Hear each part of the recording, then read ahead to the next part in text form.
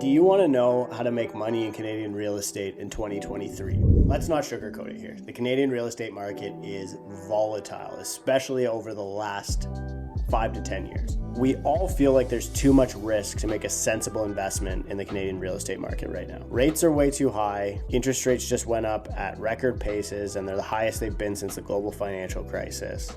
We're probably entering into a recession if we're not already in one. You might be thinking, I can't make money doing this. And you're right to be concerned about investing in real estate in Canada. Your friends probably think you're crazy for wanting to buy real estate in Canada in 2023. All of these fears are based on two things. Number one is culture, and the other is emotion. From a cultural perspective, Canadians have been indoctrinated to think that real estate investment and income in real estate comes from capital appreciation. The US and Canada have similar cultures, but they view wealth creation differently. The American dream is business ownership, and the Canadian dream is home ownership or wealth creation through real estate. The way that money is made is through capital appreciation, and in Canada that's tax-free. But a lot of investors that I speak with and a lot of homeowners that I speak with who are counting on that wealth accumulation are asking me,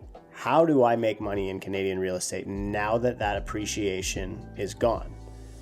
Have we returned to the long-term trajectory of growth in Canada where house prices grow at 6.11% historically since 1984, which is still a great rate of return, by the way, especially when you account for leverage? What about emotions and the media? There's no shortage of friends, family, and anecdotes in the media of people getting crushed by mortgage payments, by increases in interest rate costs, or by getting destroyed by values decreasing in a speculative investment position. Nobody wants to be house poor. I'm here to show you the real facts. This is real data that isn't based on the narrative or fear. And to be honest, I've been accused a number of times of being one of these people who is pandering or creating that fear in the market by having a more bearish market outlook. But the reality is I've stuck to a very specific market thesis or investment thesis throughout that period of time when I did have a bearish market outlook, and I've done fine as a real estate investor. If you can relate to these fears and you want to learn how I view the market, then this video is for you. I'm going to teach you how to make money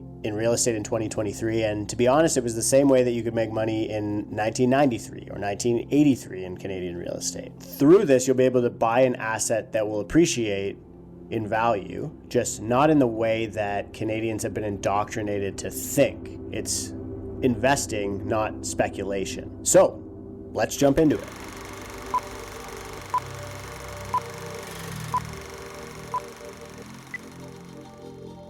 I'm going to divide this into 3 parts, and in the third part, I'm going to show you the tools that I use to advise investors on how to make good decisions regardless of the real estate market that we're operating in. Part 1 is the why. The why is establishing a market thesis or an investment thesis. In part 2, we're going to go through the where. We're going to apply the investment thesis that we get in part 1 and try and find cities in which you can make this type of investment in Canada without needing a $1 million mortgage. In part 3, we're going to cover the specific purchase. In this part, I'll explain exactly what type of properties to buy and the tools that I use to determine and analyze what is a good versus a bad investment. Part 1, the why. Canada's real estate market is very much moving the housing economy into what I would call a renter's economy or a late stage capitalistic economy. You can see this in countries that are much older than us, that experience their big waves of immigration earlier than we have, because Canada is just a very young country. The United States is further along on this curve, and their home ownership rate is lower than Canada's. Places like Germany or Switzerland or much of the Western world have experienced home ownership rates in decline and rates that are significantly lower than where Canada's home ownership rate is today. Data from Statistics Canada shows that the homeownership rate in Canada is in decline in almost every single province. That is a trend that's expected to continue over the coming decades. When you look at a low homeownership economy, what ultimately comes is a world where a lot of housing supply is owned by institutions or investments. And you often hear a lot of people talking about this in the you'll own nothing and be happy, World Economic Forum conspiracy stuff.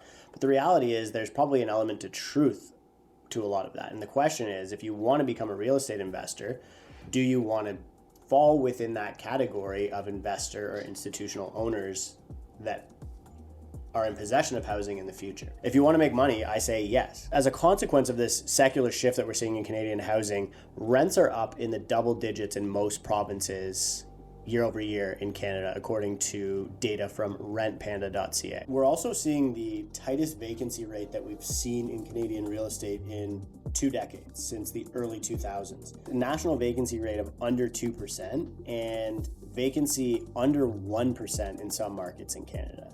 This means that the rental market is massively oversubscribed. You always hear about how we're seeing record immigration, and it means that there are more people than houses for those people to live in. But where you really feel that is in the rental market, and it shows up in the data. At the same time that we're seeing rents increasing, we're seeing prices decreasing in the double digits. Prices in most major markets in Canada have seen significant declines since the peak of the housing market in February of 2022. Price is going down, but the income is going up on properties. This means that the yield, or the cap rate, which is a way of valuing a property based on its potential income, is increasing. Cap rate, or capitalization rate formula, is net operating income divided by the market value of a property. So the next part is figuring out where we can find investments that make sense from a cap rate perspective. As a rule, because interest rates have climbed so much, you need the cap rate of the property typically to be higher than the interest rate that you're using to purchase an investment property. So let's say you have a down payment of $100,000. I would say you could conservatively estimate to buy an investment property with about 70% down. For simplicity's sake, I would typically advise people to have about 1/3 of the property's value in cash when they're trying to make an acquisition. So a $100,000 down payment would enable you to buy something like a $300,000 investment property. So this is to cover your down payment, closing costs, land transfer, as well as a little bit of a reserve to make sure you're mitigating downside risk on the acquisition of the property. I'm all about mitigating downside risk, which is why I'm making this video for you today. So I put together this research for a company called Lendlord, which analyzes cap rates across different cities in Canada, and it provides a spread of what expectation you might be able to find a cap rate in each of those cities. On the chart, it shows a red line that shows the GIC rate, or the risk-free rate that's available in the market right now. And that is somewhere around what your mortgage rate is going to be. So typically you only want to be seeking investments that are in the markets that are above this line. If you are a non-traditional income earner, or for some reason you're not able to get credit from an A lender in the 5% range, you might be using a mortgage of 6.5% with a B lender. And B lenders have great programs for investment properties. If you're buying with a 6.5% interest rate, then you need to adjust your cap rate expectation to be above the 7% range. When you get into looking for cap rates above 7%, it does become harder to find them. And this is where you really got to understand what cities in Canada you can find investments within what category. And instead of breaking out a spreadsheet, you want to be able to use tools that allow you to calculate this exceptionally quickly, because agility and exposure to a lot of deals is what's going to make you refined and successful as a real estate investor. From my perspective, it is literally like 1 in 100 deals is a great deal. So statistically, you got to say no to a lot of opportunities. So you have to have a system to underwrite properties quickly. So now let's cover the purchase. As a general rule, there are 3 things that I would say make a deal good. Number 1 is you want it to be cash flowing. So you want it to pay more than its monthly mortgage payment. Number 2 is you want to have add value potential. And this becomes especially possible with Bill 23 that's coming in Canada. And number 3 is you want to buy a property that you can purchase below its replacement cost. When a bank goes and appraises your property and determines what they're going to lend against the value of your home, conducted by an appraiser who has a duty of care to provide an unbiased market evaluation of what that property should be worth. And it uses 3 different components. So the first one is an income approach. So what the property would be valued based on the income that it could earn as a rental property. The second is a comparative market analysis approach. So they compare the property to other sold properties that are similar to establish a value based on the average of those properties. And then the third is what's called a cost approach, or replacement cost new. To do this, they basically extract what the land value of the property might be, and then they take the value of the structure sitting on the land, or the house sitting on the land. And they'll usually depreciate the value of that house based on a assumed economic life of 100 years. So a house is an asset that would last 100 years. So if it was a car, it would be a car that you could drive for 100 years.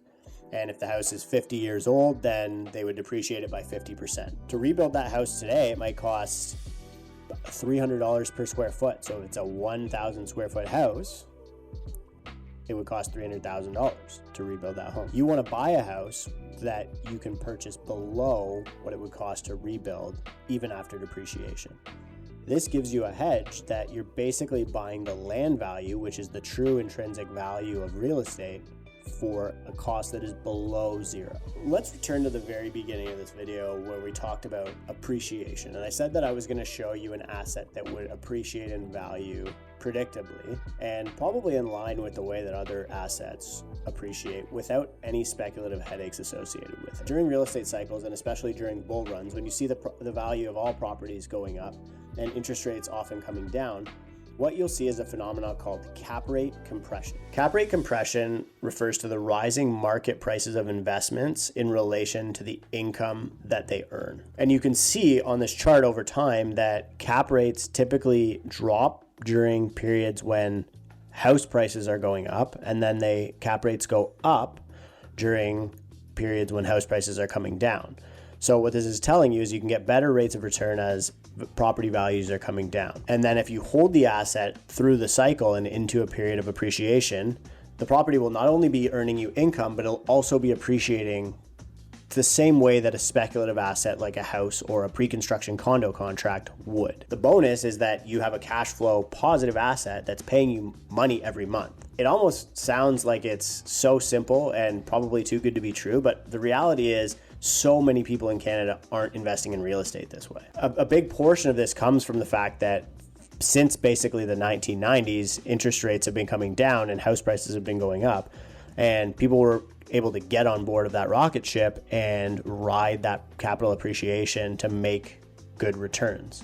The problem is this is akin to basically stock trading, and you have to sell the asset or refinance the asset or take on more leverage to make that investment viable or sensible. And it's not actually an investment, it's a speculation. So this is a lot to think about as a potential real estate investor. The first place that I would say that you should start is finding a city in which you see the rates of return that are cash flow positive for you and provide a cap rate that you consider to be safe and sensible and a good investment.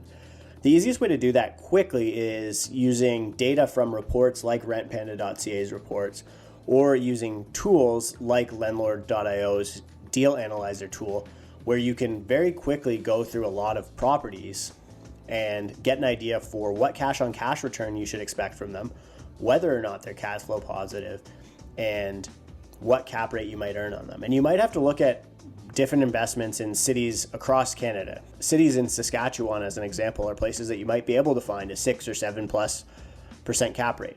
There are even cities in Ontario, like Northern Ontario, Sault Ste. Marie, or Cornwall, Ontario, as an example, where you can get cap rates upwards of 6% if you're willing to make investments in probably rougher properties. The deal analyzer tool is completely free, and I recommend it because it saves me tons of time. I can underwrite a deal in a matter of seconds rather than a matter of minutes that it would take me before, or even hours that it would take me before to underwrite. The next piece is finding a local expert in one of these markets that you trust. And this has been one of the challenges that I've found difficult as a long distance real estate investor. And I'm probably going to do a video on how to find professionals like that. But if you'd like to be introduced to somebody who specializes in investment, as a host of Canada's biggest real estate investment podcast, I have a pretty solid network of investor-focused realtors in cities across Canada. We do meetups in different cities across Canada with real estate investors. And so I'd love to connect you with somebody who can help you on your investment journey. Thanks again for joining me. If you haven't already, please subscribe to the channel. This will help make sure that you don't miss any developments happening in Canadian real estate. Please like this video if it provides value for you. And as always, leave some feedback in the comment section. Comments always provide thoughtful and lively debate and discussion. And that's one of the big reasons I come here. That's all for me today, and I'll see you next time.